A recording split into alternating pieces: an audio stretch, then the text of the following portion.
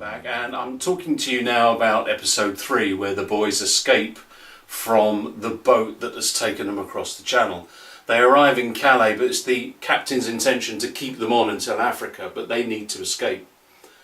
And they do this in the beautiful port of Charlestown down in St Austell, which some of you German fans would have visited, and a lot of English people of course have visited that area because it's extremely beautiful.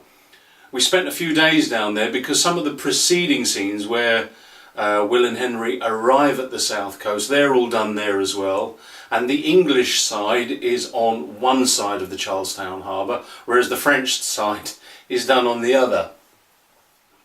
We're talking now about the French side where the boys have to escape. It's night time, and the reason this is memorable again is because this is a big epic scene. We had 2 location units with 4 cameras controlled by a mobile control room. We called it a scanner. And a lot of the edits you see in those scenes are actually edits done whilst the program is being recorded and filmed on location.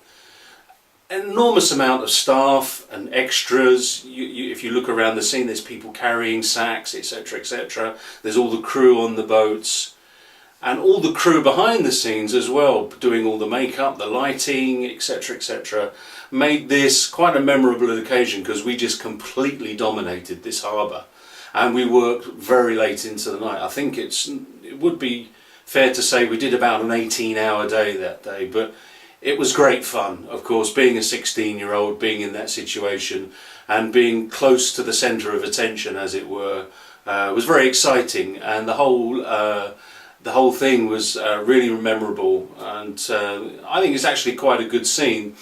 Towards the end, where the boys are actually finally captured by the Black Guards, they come running around the corner. The camera is meant to zoom out as John Shackley's face moves towards it, but the zoom gets stuck, and it's very late at night, everyone's tired, and the director looks at it back and says, you know what, we quite like the fact that the zoom got stuck, and that stayed in. That zoom into his face where his face looms into shot shouldn't have happened, but it's a happy mistake, so they kept it in. I hope you enjoy the scene. We'll be back soon to talk about the next, and thanks for watching.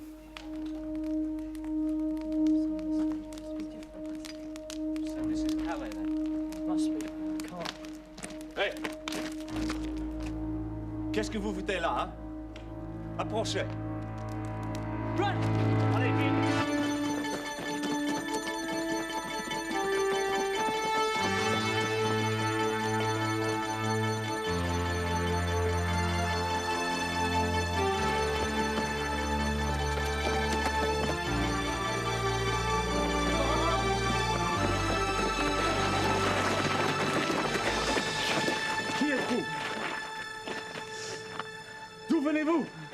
We're now at episode 4, and the boys have been chased down into the Paris Underground, the Paris Metro.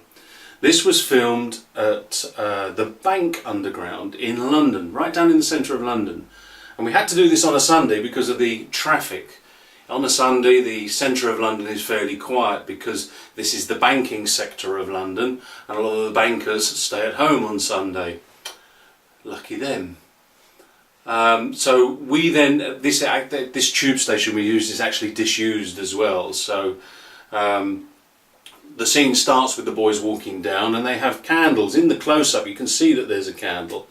One of the problems with the scene though was this was quite a long tunnel we were walking down, and the wind coming through this tunnel was very strong.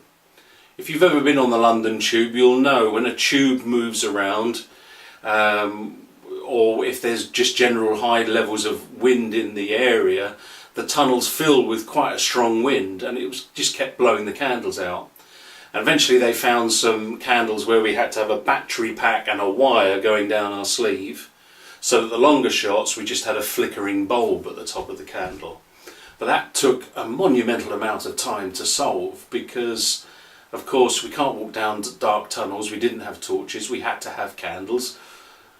Anyway, the BBC got round that with a battery pack and a long cable, and we eventually were able to film 2 or 3 seconds worth of us walking down a tunnel with a candle. Anyway, we get to this place, there's a tube train at the station and some beds, and it's meant to be a last holding point of the resistance against the tripods. So the boys eventually then find machine guns and grenades. And now, what 16-year-old wouldn't be extremely excited at the prospect of playing with some machine guns and throwing grenades about? Now, of course, during the filming sequences, we had to do several tests, which was great fun. We all got to throw grenades. We all got to fire machine guns several times over. And the scene itself brings back a lot of memories, because the explosions and the complexities of that, setting them up, because you don't just do it once, do you? You have to do it again and again to get the scene right so that the director's happy. It's just a very exciting time, a really memorable time for me. And again, it's in London, which is close to my home.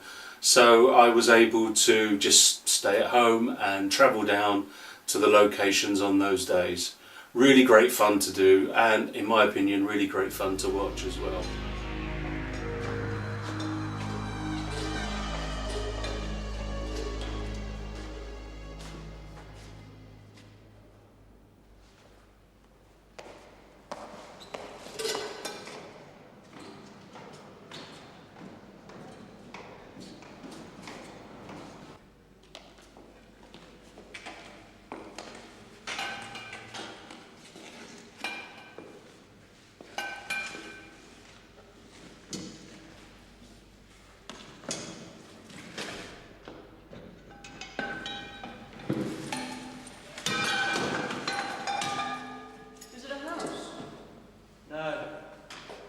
It's a kind of chemin de fer.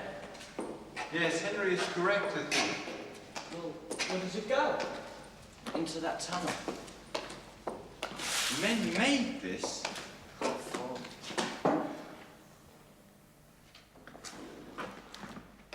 Hey, what are these?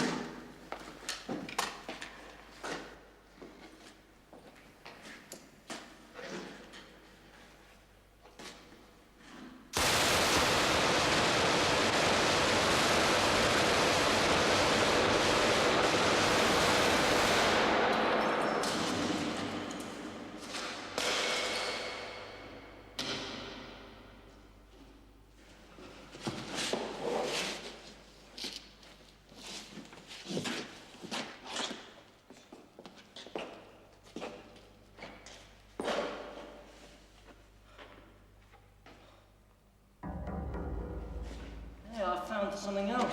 Don't touch it! Goose eggs, made of iron.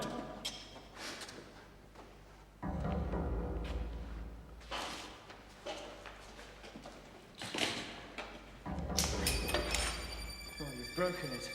Oh, no, I haven't. Anyway, there's plenty more.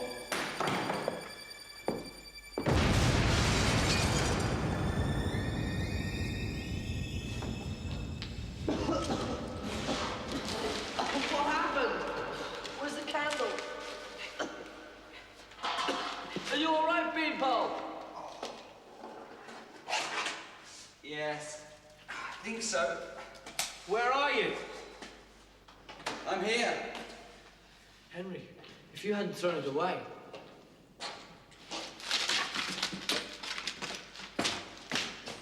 You pulled out this ring.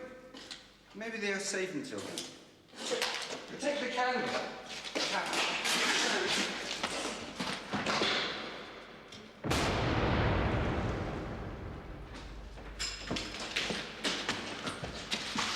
Now that was stupid.